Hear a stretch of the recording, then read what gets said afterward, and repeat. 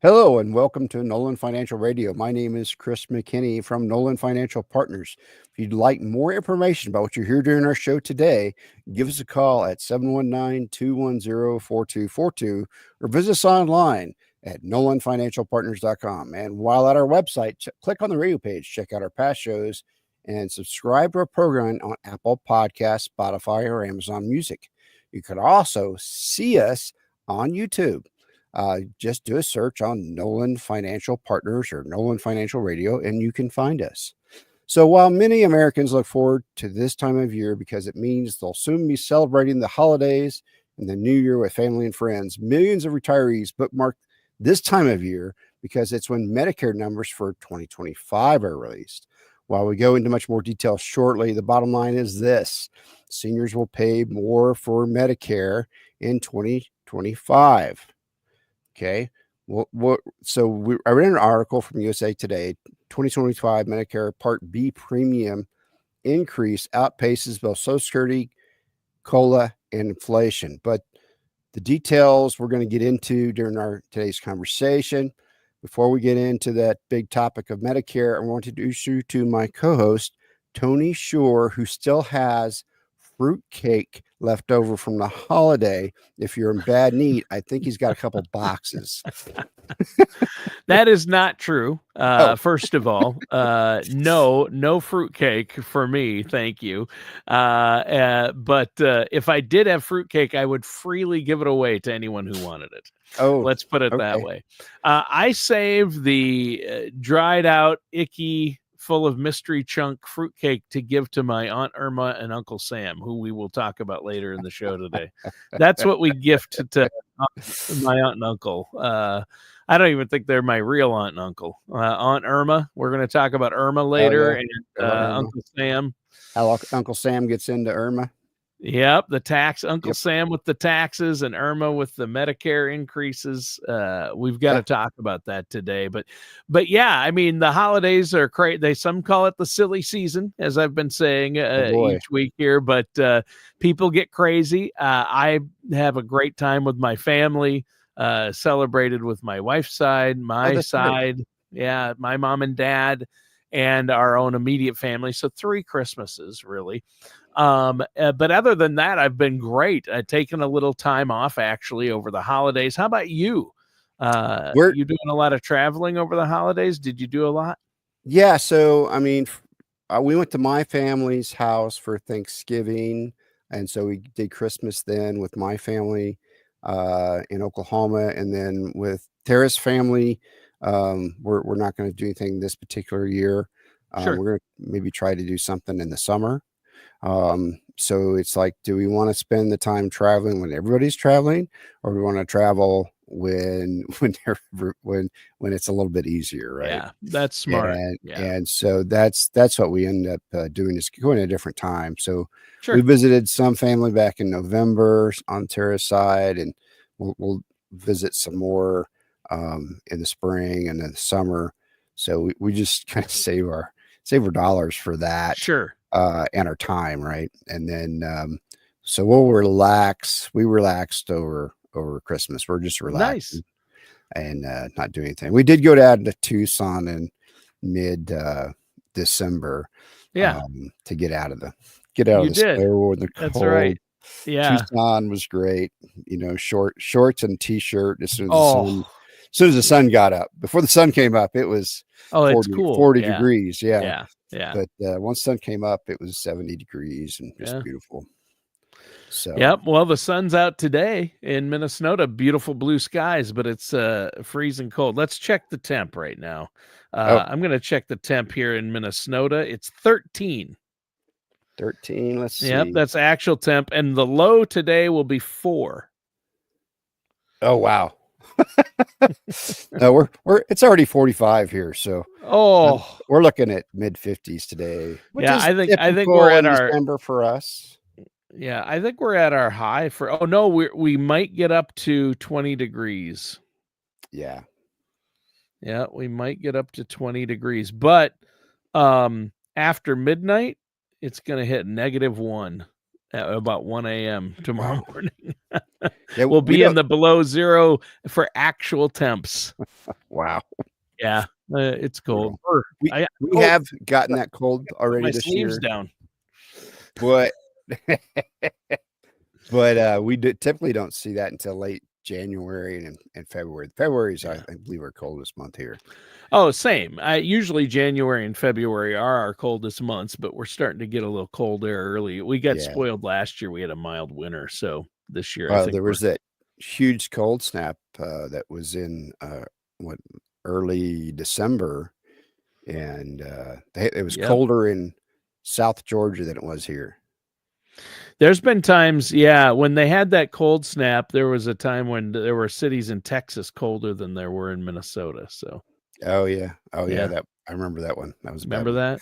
I remember Yeah, that. that was crazy. So, Crazy. today our Yeah. show we mentioned Aunt Irma and Uncle Sam. Why did we mention Irma?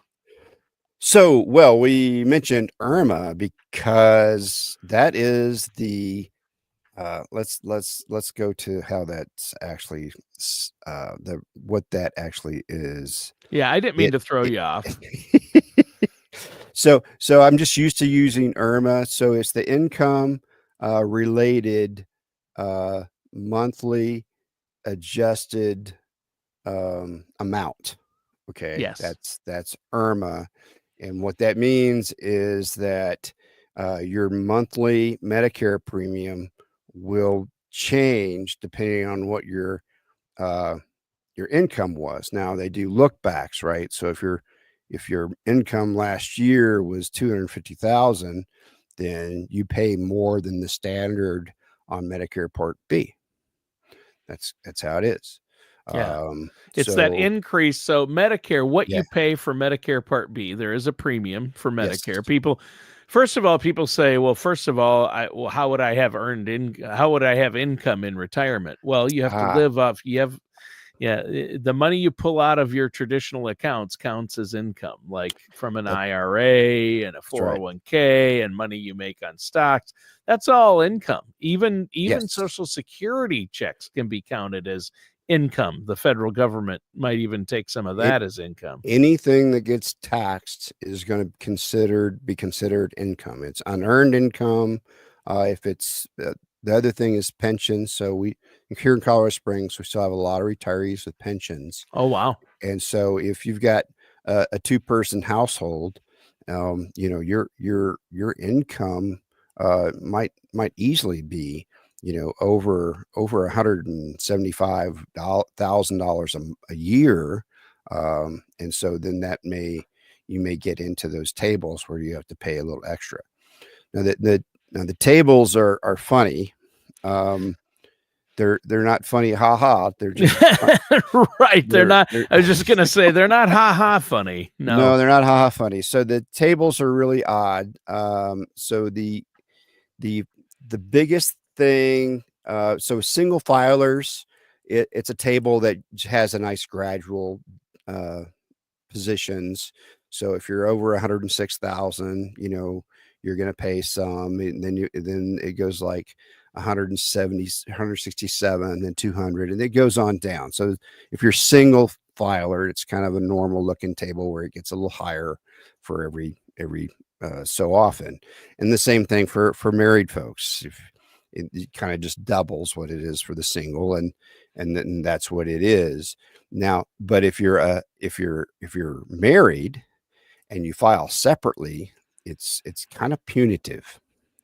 So if you go over $106,000 in income, um, so the look back, so in 2024, if your income was more than 106,000, then your monthly Medicare Part B can be as much as um, over $400 more than the 185, right? So they add $400 to do that, and so now you could be paying almost 5,000 more a year in IRMA cost if you're a married single filer and you go over the 106. And then the next graduation is at $394,000. So it's anywhere from 106 to 394. You're going to be paying a huge amount, and then more than you would normally. They don't really qualify that. So it's something that anybody that's going to file separately needs to understand. I have a client. She had a lot of money in an IRA, and we wanted to move some of that money into a Roth. Well, we have to do it within the IRMA tables so that she doesn't get into that where she has to pay an extra almost $500 a month, which would almost cost her about $5,000 a year. Why would we move money when it's going to cost us, when we get basically taxed for having a higher income of $5,000 plus the taxes we had to pay on the money that we move from a traditional IRA into a Roth IRA, right?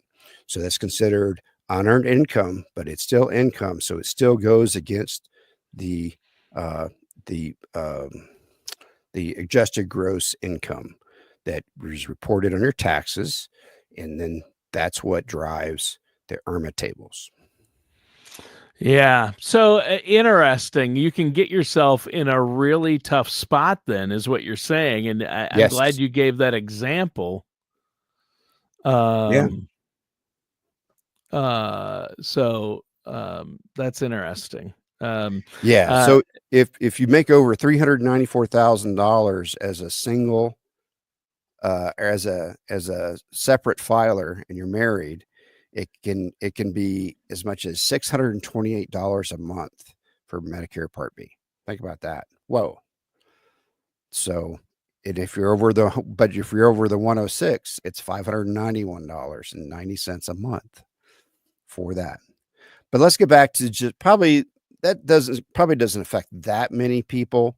Let's look at what it is for probably most people. So most people, it's basically going up from 174 to 185 and a few cents, right? So it's about $11 a month increase.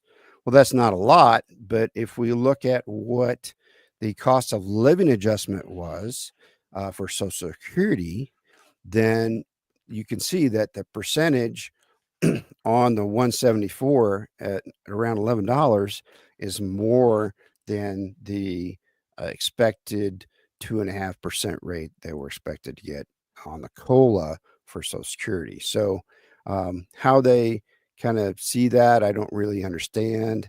So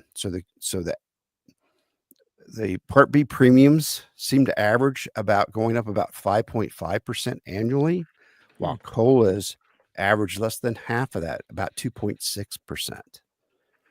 So that's something to keep in mind as you move into retirement, is your healthcare costs are going to go up in relation to what you get in Social Security. It's not going to match. So you're right. That is interesting. I know that sometimes they do a COLA increase to your Social Security, but then they increase the Medicare premiums by the same amount. So it's a wash. You really don't get that COLA adjustment. Right. Although this time, I think I read that the average person in 2025 will get somewhere close to like $49 a month additional. Right. That's the average, of course. It's not everybody because they are different, as you say. But then the cost of the Medicare premium went up by about $10 a month. So they still get an extra. Social Security is still providing a little extra. Now, some will point to inflation and say it nowhere near covers the inflated cost of goods, and it never does. That's the problem, right? No, I mean, so that's why when we create a plan, we always make sure that we've got some idea of how inflation is going to affect it, and that if we need to, if the plan needs to be elevated after 5 years because the inflation has outpaced returns, then we have room for that. So we do that. So we're talking about Part B here, right? So it's not Part A. We're talking about Part B, and so these Part B is the part that handles outpatient hospital services, some home health services, maybe durable medical equipment that you might need, and certain other medical and health services that aren't covered under Part A. So Part A covers that inpatient hospital stays, skilled nursing facilities, hospice, inpatient rehab, and some home healthcare services. So most people don't pay a Part A premium because they have at least 40 quarters of Medicare covered employment. So that's why it's important for everybody to get the 40 quarters of for Social Security payments, right? That qualify you for Medicare and in that Part A, so you don't have to pay that Medicare Part A premium. So that's an important thing to also know while you're still working, that you in this gig economy, pay your Social Security for 40 quarters. That's 10 years, so that you have the Medicare covered in retirement. A lot of people don't understand that by not paying their Social Security, that they're also doing something to their health care in retirement. Yeah. So just a quick note on that. So like the inpatient hospital deductible for Part A will increase to $1,676, excuse me, in 2025. Sure. So it's a $44 increase on the deductible, right? So when we talk about deductible, that's how much you have to put in before they take over everything. So if you do not have Part A premium, that premium is $518, right? So if you don't have that covered through your 40 quarters, so just want to let you know that it's a $500 a month deal if you don't get your 40 quarters in. Wow. Okay. Yeah. That makes a huge difference. Obviously, that could be enough to derail somebody's retirement right there. I mean, That's right. Every dollar counts in retirement. So that just shows me, though, Chris, that you don't want to do any of this without working with a financial professional like yourself. I mean, you need to work with financial advisors who are going to help you through this and know what they're doing. And I know this is something you help advise clients on. You look at the tax situation, the Social Security situation, and the Medicare situation. It does play a role. They're all tied together, aren't they? That's right, because they all affect your finances. So if you don't have your medical covered with your Part B, maybe your Part D, Part F, maybe some advantage care kind of thing, or whatever you need. If you don't have that, then we have to make sure that we have money set aside for health reasons, because guess what? When we get old, we need medical care. Right. And so we need to make sure that that's accounted for in your retirement plan. Now, the first thing we account for is fun, but we also say, well, to make sure that you can continue to have fun, you need to stay healthy. Okay, so let's make sure that your health care is covered and that you have a good health care system in place. Right. Yeah, that's true. You really do. And I think the two biggest expenses you're going to have are taxes and healthcare. So if you don't have those things lined up, it can be very costly. You can make very costly mistakes, and you want to make sure that's set up. And as you get older, it's going to get trickier to deal with. So having a plan in place going in and having somebody you work alongside who understands this is huge, isn't it?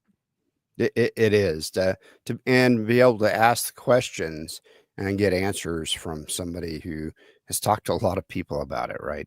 So if you're interested in having that complimentary consultation about how to organize your finances and make sure that all these type of things are covered, give us a call at 719-210-4242. check our website out, nolanfinancialpartners.com.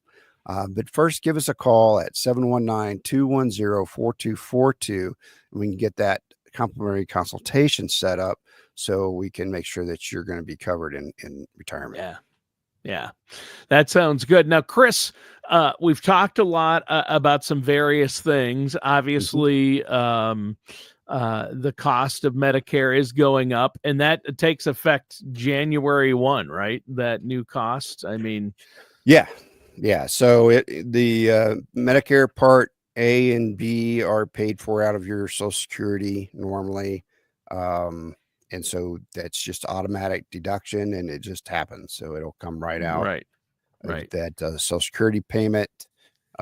So you'll see that change a little bit because you're going to have the 2.5 increase, and then you're going to have the the increases on the various parts. Part B being the most important one. Yeah. So if you have Part D, that'll increase a little. And then Part B is going to increase. So yeah, it can get complicated. Just know it's coming. It'll be okay. Right. Yeah, knowing it's coming is good. Now, Yes. What else do we need to know about Medicare? Or what are some of the other facts that you want to talk about? Yeah. So the other thing is that we kind of mentioned this a little bit is deductibles, right? So we want to know what those deductibles are. Why?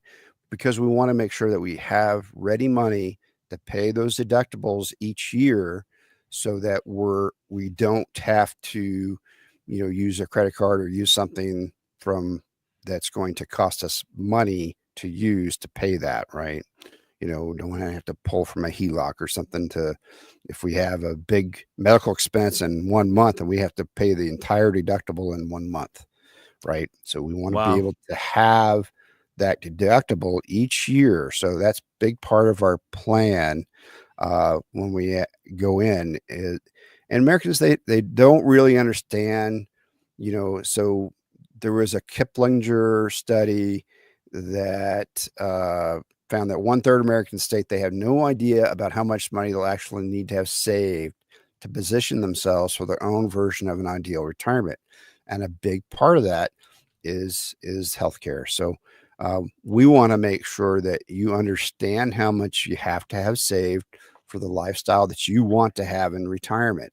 And then, work until you have it. And then once you have it, stop working, right? Or if you like working, keep working. That's kind of how we tell people. It's like, do you enjoying it? Well, why would you quit? So, or maybe just change to a part-time thing. So there's a lot of different ways that you can continue to help your retirement self without costing yourself while you're working, right? So those are the kind of things we want to talk to people about, so that they understand that if they look at their combination of Social Security, investments, annuities, a pension,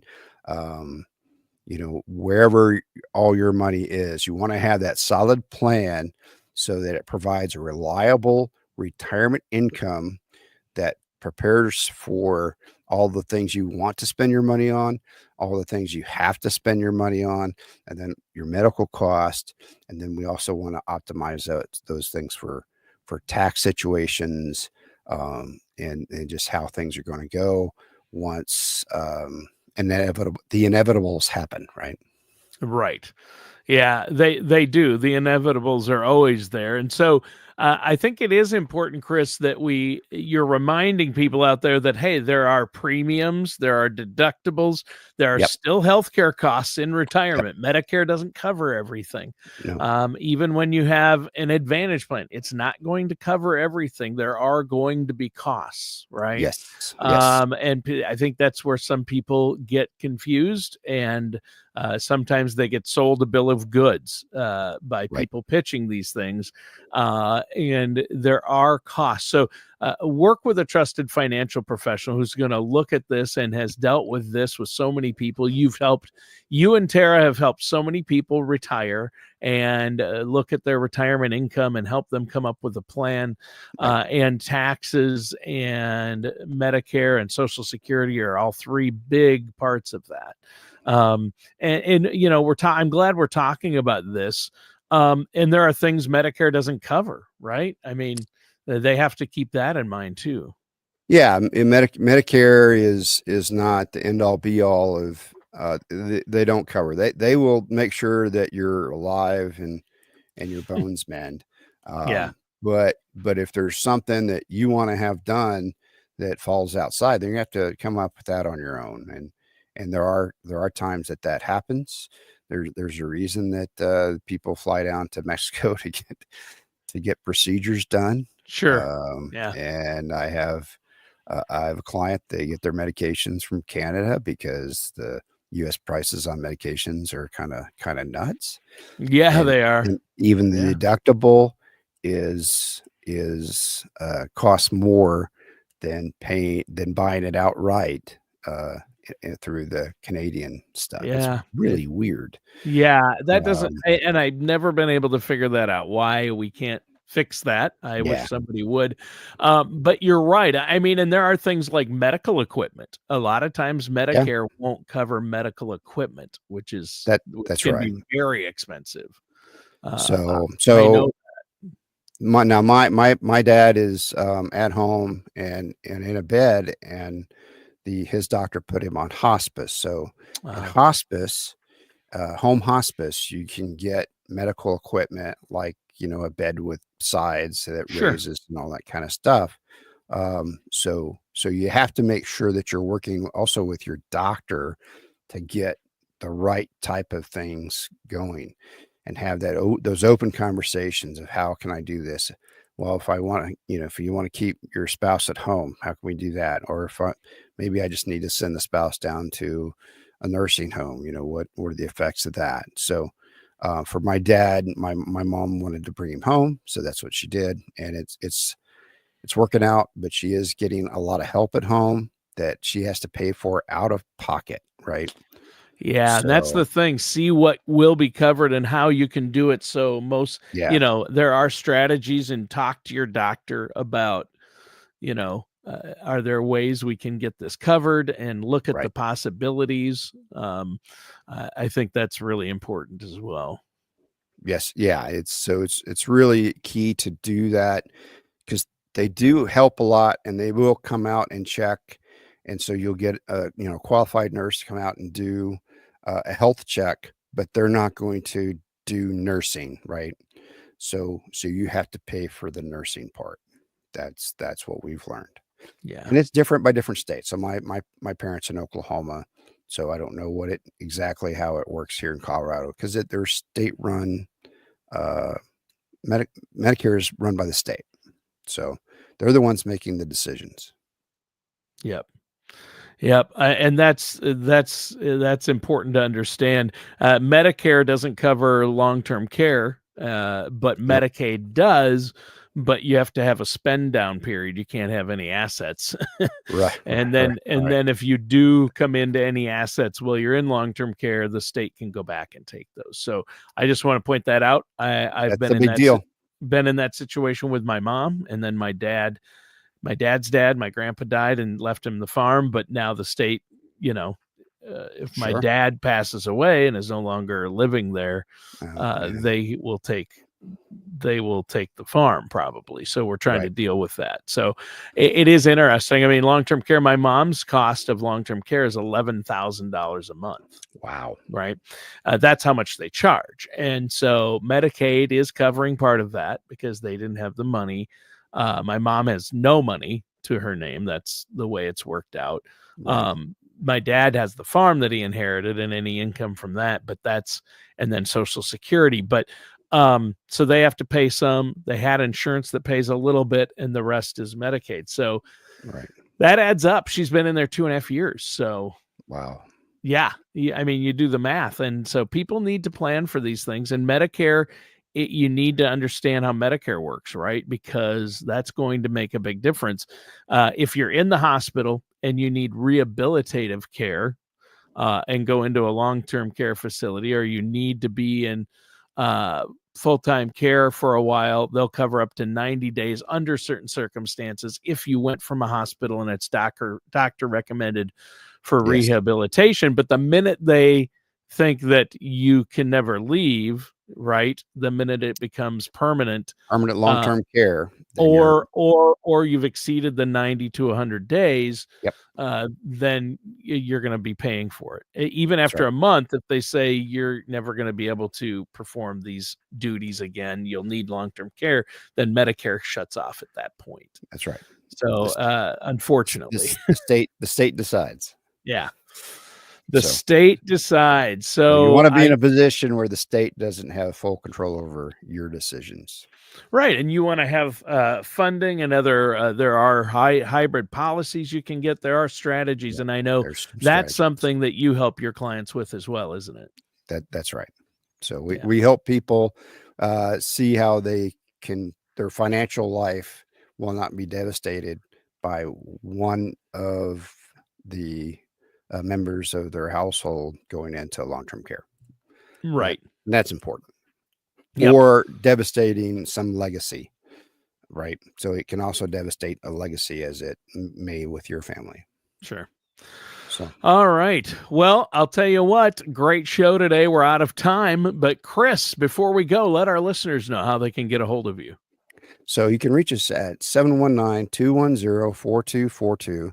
Give us a call and we'll set up that complimentary consultation. So check out our website, nolanfinancialpartners.com, and you can see who we are and read about us. And there's some cool stuff on there. You can listen to some of the past shows. But give us a call. We'll set up that complimentary consultation. Call us at 719-210-4242. All right. And that does it for today's episode of Nolan Financial Radio. Join us again soon for another episode of Nolan Financial Radio. We'll talk to you again soon.